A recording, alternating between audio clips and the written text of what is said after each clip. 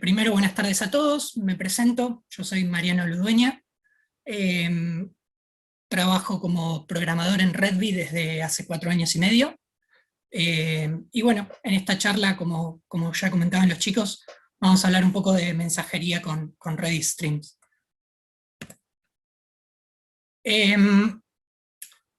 Para los despistados o para quienes nunca hayan trabajado con Redis anteriormente, ¿qué es Redis? Bueno, básicamente es un repositorio de datos en memoria que se usa normalmente como caché o como base de datos de tipo diccionario, clave-valor, y también como broker de mensajería. En Redby es una tecnología que usamos muchísimo, creo que no hay proyecto que no lo utilice, básicamente por algunas características que son de interés. ¿Cuáles son esas características? Bueno, en principio Redis es asíncrono, pero single-threaded, es decir, el hecho de que solamente un cliente pueda realizar una operación de forma atómica, por así decirlo, es muy útil porque posibilita muchísimos patrones de sincronización, ¿no? En un contexto, en un ecosistema de microservicios o donde hay procesos distribuidos, suele ser necesario ese tipo de sincronización. Por otro lado, también, como les comenté, es un almacén de datos en memoria, memoria RAM. Esto hace que Redis sea excepcionalmente rápido. Opcionalmente, Redis también puede ir haciendo backups a disco. Eso se puede configurar si quiero que lo haga todo el tiempo y ser lo más estricto posible. Eso trae una penalidad en rendimiento, por supuesto. Y finalmente, Redis también puede operar, se pueden formar clusters de Redis y hay opciones de sharding para distribuir el procesamiento. Y con eso se logra alta disponibilidad y escalabilidad. La potencia de Redis en sí misma viene dada por las estructuras de datos que provee y obviamente por las APIs asociadas a cada una de esas estructuras. Como les comenté, Redis funciona con un modelo de diccionario, ¿no? De clave-valor. Hay una clave y una clave apunta valores que pueden ser de lo que se llaman estructuras, ¿no? De datos. Acá están enumeradas 4, probablemente las más utilizadas, las más conocidas, hay otras. En este caso, bueno, tenemos la estructura de string, la estructura de lista, que básicamente es una lista encadenada, un set, ¿sí? Un conjunto de datos que no se pueden repetir, y un hash, ¿no? Un conjunto de elementos clave-valor. Ahora bien, pensando en la parte de mensajería, en el 2017 Redis Labs, que es la empresa detrás de Redis, hizo un relevamiento entre sus clientes y obtuvo este dato de que el 74% de ellos utilizaban Redis para mensajería.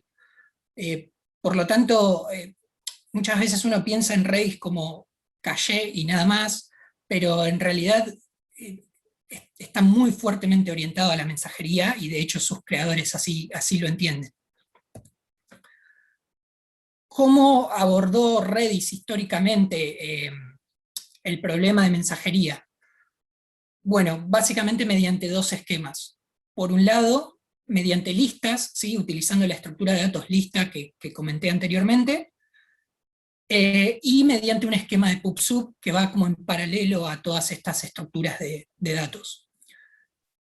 Por el lado de las listas, ¿cómo se implementaría un esquema de mensajería mediante listas? Bueno, tengo una clave que apunta a un tipo de dato de lista. Los productores, aquellos que quieren crear mensajes o dejar mensajes, los dejarían al inicio de la lista, es decir, haciendo un prepend al inicio de la lista, y los consumidores consumirían desde el final de la lista en una operación que sería como un pop, ¿sí? Extraer el último elemento de la lista, eliminándolo de la misma. Como les comenté antes, Redis es single-threaded, por lo tanto, mediante este esquema, solamente uno de todos los consumidores obtendría un mensaje a la vez, ¿sí? Por otro lado, mediante el esquema de pub-sub, Redis permite crear lo que se denominan canales, los consumidores se suscriben a esos canales, indicándole a Redis, bueno, cuando llegue algún mensaje, cuando algún productor deje algún mensaje en este canal, notificame, ¿sí? La iniciativa quedaría del lado de Redis, ¿no? De reenviar ese mensaje. Con estos dos esquemas se están abordando dos casos de uso muy comunes en mensajería. Por un lado, tenemos el caso de uso en el que me interesa que de un grupo de consumidores solamente uno reciba el mensaje, ¿sí? De esta forma evito procesamiento duplicado, por así decirlo. Y por el otro lado, con el pub/sub, abordo el caso de uso en el que me interesa que todos los consumidores reciban el mensaje, ¿sí? En una especie de esquema de notificaciones. ¿Cuáles son las limitaciones de estos dos esquemas históricamente? Bueno, supongamos que tenemos dos grupos de consumidores, y para un grupo me interesa que solamente un consumidor de ese grupo procese el mensaje, y para el otro grupo querría que todos lo procesaran. Bueno, en esa situación los dos esquemas se quedan cortos, ¿sí?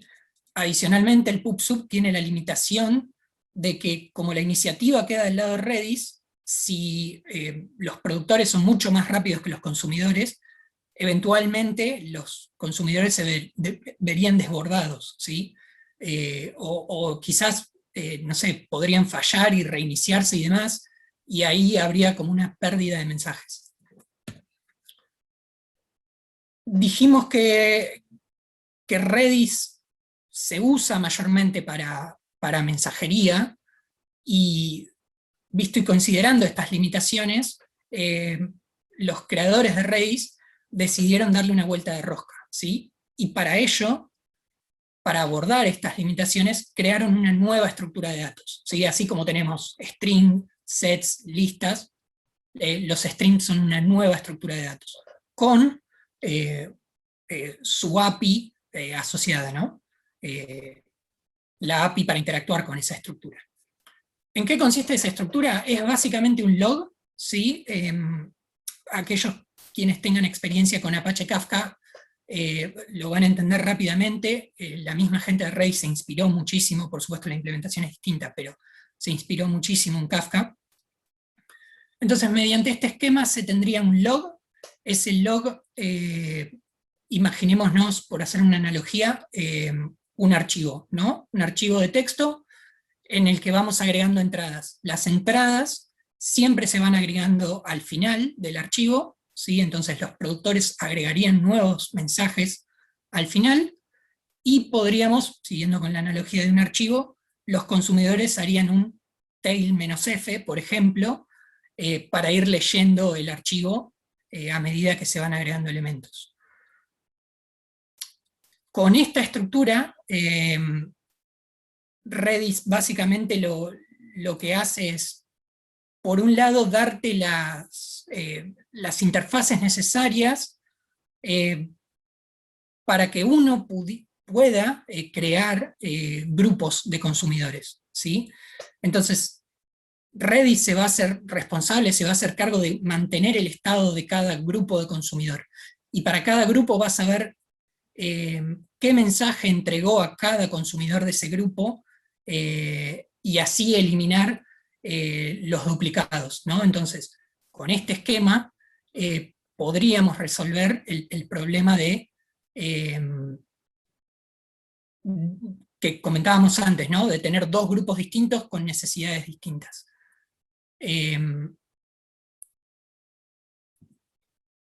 Bien, vamos a pasar a una breve demo. Esto es algo muy simple, no quiero extenderme mucho con esto, pero básicamente se trata de una aplicación, o de varias aplicaciones muy sencillas que hice como para demostrar estos conceptos. En este escenario básicamente tendríamos una instancia de Redis, ¿sí?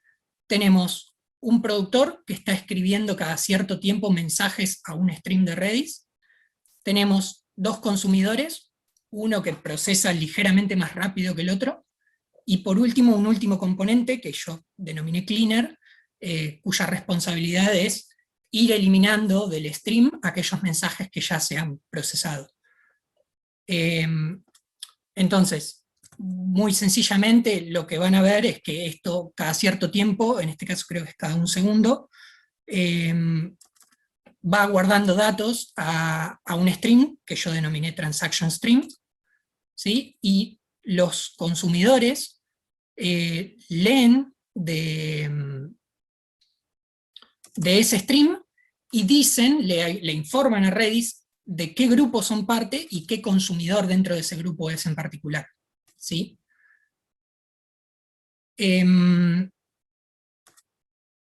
Por último, el cleaner, el componente que les comentaba, lo mismo, cada cierto tiempo se va a ejecutar y lo que va a hacer es limitar la longitud del stream a un tamaño fijo que se le indica por configuración. Como les comenté, no me quiero extender mucho, les vamos a compartir el link de GitHub para que puedan ver el código ahí. De hecho ahí se los paso, igualmente también se los pasamos por el chat. Básicamente son microservicios en Kotlin con Spring Boot 2.4, que es más o menos la tecnología que comúnmente utilizamos en Redis, utilizando Spring Data Redis, ¿sí? Que es la librería del ecosistema de Spring. Entrando quizás un poquito más en algunos detalles que hay que tener en cuenta cuando se trabaja con mensajería. Trazabilidad de los mensajes, ¿no? Cómo los voy siguiendo en logging, en monitoreo, eliminar los mensajes ya procesados, bueno, ya les adelanté algo con ese cleaner, cómo o qué herramientas me provee Redis Streams para recuperarme ante errores, y finalmente la diferencia entre balancear carga entre los consumidores y el ordenamiento de los mensajes que proceso, ¿no? O sea, procesarlos en orden, ¿sí? Esa relación de compromiso. Respecto de la trazabilidad, a ver, como les comenté, microservicios Spring Boot. En Spring, para quienes conozcan, la librería más comúnmente utilizada es una que se llama Sleuth. Esa librería básicamente se encarga de propagar información de contexto, ¿sí? El Trace ID, Span ID, lo que digamos, se utiliza en la propagación B3, que es el esquema más conocido, de manera de poder ir siguiendo el procesamiento de esos mensajes. Sleuth tiene implementaciones y tiene interceptors para las tecnologías más conocidas, ¿sí? Kafka, MQ, pero no lo tiene para Redis. Entonces, lo que van a ver en el código de esa demo es que básicamente yo lo tuve que hacer a mano. Al momento de guardar un mensaje, tuve que guardar en conjunto con el mensaje la información de contexto, y cuando lo leí, tuve que recuperar esa información de contexto y volver a inyectarla, ¿sí? De manera de poder propagarla. Nada, es un dato de color. Quienes no utilicen trazabilidad se los recomiendo para no sufrir en producción. Y nada más. Eliminar mensajes ya procesados, bueno, ya les adelanté algo con este cleaner. La implementación que hice en ese ejemplo es muy ingenua, básicamente no estoy chequeando si los mensajes se procesaron o no, sino que simplemente estoy cortando el stream a una longitud determinada. La necesidad de esto viene porque, tal como les comenté antes, Redis funciona en memoria RAM, y la memoria RAM no es infinita. Si yo guardara mensajes y nunca los eliminara de Redis, eventualmente me quedaría sin memoria. Hay formas, Redis Streams dentro del API que provee, te da herramientas como para que vos puedas consultar por los grupos hasta qué offset se quedaron del log, ¿no? Y que uno pueda implementar estrategias más inteligentes. Recuperación ante errores. Esto es algo muy común, no solo en Redis Streams, sino en otras soluciones de mensajería. Básicamente Redis, cuando le entrega un mensaje a un consumidor, lo marca en estado pending y se queda esperando un acknowledgement, ¿sí? Una confirmación de que ese mensaje se procesó. En el caso de una falla, lo más común es que el consumidor se reinicie y reanude el procesamiento. Hay un escenario en el cual quizás ese consumidor nunca pueda reiniciarse y no pueda volver a tomar los mensajes que quedaron en estado pending y nunca se confirmaron. Bueno, Redis Streams provee herramientas para que otro consumidor pueda reclamar esos mensajes y reanudar el procesamiento. Balanceo de carga versus ordenamiento. Redis Streams no garantiza el ordenamiento, ¿sí? Simplemente balancea la carga entre los consumidores que estén leyendo del stream, ¿sí? Entonces, un consumidor más rápido procesaría más mensajes que uno más lento, y por lo tanto se podrían procesar fuera de orden. Breve comparativa, muy por arriba, con otras tecnologías de mensajería. En el caso de MQ, el primero, ¿sí? En cualquiera de sus implementaciones, RabbitMQ, ActiveMQ, IBMMQ, la ventaja que tiene es, bueno, por un lado maneja tanto mensajes persistentes como efímeros, es decir, aquellos que expiran después de cierto tiempo. A nivel escalabilidad, cantidad de mensajes que maneja, podríamos clasificarlo como media, pero su fuerte está en las reglas de enrutamiento, que son bastante sofisticados, en cómo maneja los exchanges, las queues, cómo se pueden configurar digamos, reglas de ruteo para que vayan dinámicamente a una o más colas, y demás. En segundo lugar, Redis, lo que estábamos comentando, los mensajes conviene que sean de corta duración, ¿sí? Por esto que les comenté de que trabaja en memoria, pero a la vez es el que mejor rendimiento tiene, ¿sí? Estamos hablando de casi en tiempo real. De hecho, las mediciones que ha hecho la gente de Redis les daban menos de un segundo, de un milisegundo, perdón. Y finalmente la última alternativa, Apache Kafka, es el que mayor escalabilidad tiene, maneja mensajes persistentes. Kafka trabaja contra disco, ¿sí? Guarda los mensajes en disco, y es el que se utilizaría en un contexto de Big Data, por ejemplo.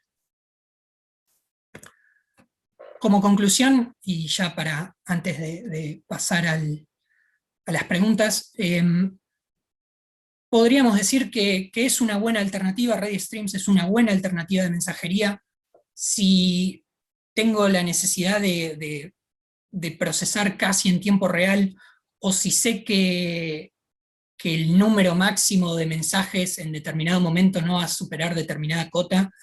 Entonces es una buena alternativa, porque muy probablemente ya estemos utilizando Redis para resolver otros problemas como caché y demás, y entonces no tenemos que caer en la necesidad de desplegar y administrar soluciones de MQ y Kafka con la complejidad que eso conlleva. Y ahora sí, bueno, pasamos a la parte de preguntas y respuestas. Buenas. Bueno, hay varias acá, creo que un par ya las respondiste durante la charla, pero igual yo las hago. Primera pregunta de Federico, dice, ¿la persistencia a disco es asincrónica? Y si es asincrónica, ¿por qué impacta en la performance?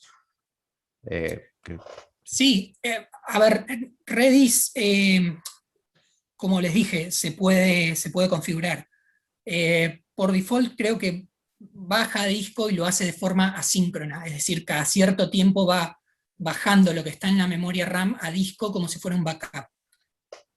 Si cuanto más relajada sea esa política, es decir, cuanto más delay haya entre lo que tengo en memoria y lo que voy bajando a disco, si por algún motivo Redis crashea o hay algún problema, mi backup no va a tener lo último, ¿sí? Entonces cuando se restaure,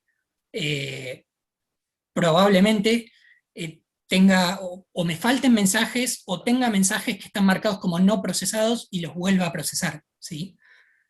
En el caso de que tuviera la necesidad de una política más estricta, Redis se puede configurar para que por cada operación baje a disco. ¿Por qué eso es una penalidad? Bueno, porque pierdo la ventaja de estar trabajando en memoria RAM, ¿sí? la ventaja de la memoria RAM de ser extremadamente rápida la pierdo porque al mismo tiempo estoy todo el tiempo bajando a disco, ¿sí? Haciendo backup en disco de las últimas novedades. Claro, claro. Bueno, siguiente, Joaco pregunta, dice, además de lo de Sleut, ¿tuviste que codear algo custom o Data Redis soporta streams por defecto?